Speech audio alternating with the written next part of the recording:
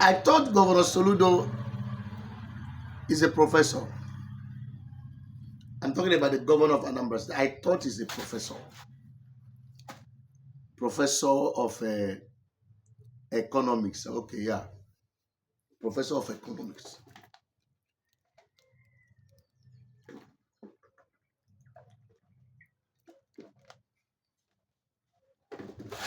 But how come you be a professor of economics and you cannot be able to distinguish between one day of not going to the market on Monday being,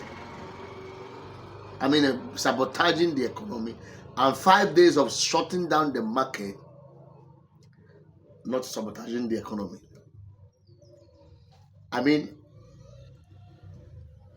Professor Soludo said he is a professor of economics.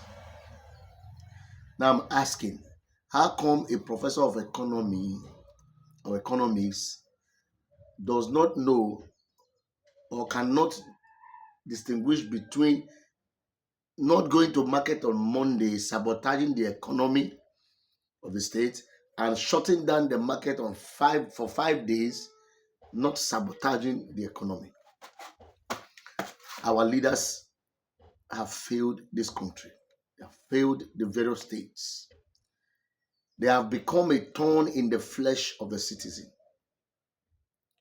Of course, you and I know that the people refuse to go to market on Monday because they are simply afraid of their lives. That's number one. Number two, because there is no adequate security for the people. That is why they are afraid. This issue has taken so many lives, and they are afraid for their lives. And they have chosen to say, if not going to market on Monday will save their life, they would rather sit at home on Monday. That's what every normal and sensible human being will do. In the absence of no adequate security, in the absence of no government help or assistance. Now you are forcing them to go to the market, you must go to the market. Should anything happen to them, the ones that have happened already in the Anambra state and in other eastern states, what have the governors done to help the victims or the families of these people? That somebody is simply afraid of coming out so that nothing should happen to him or her.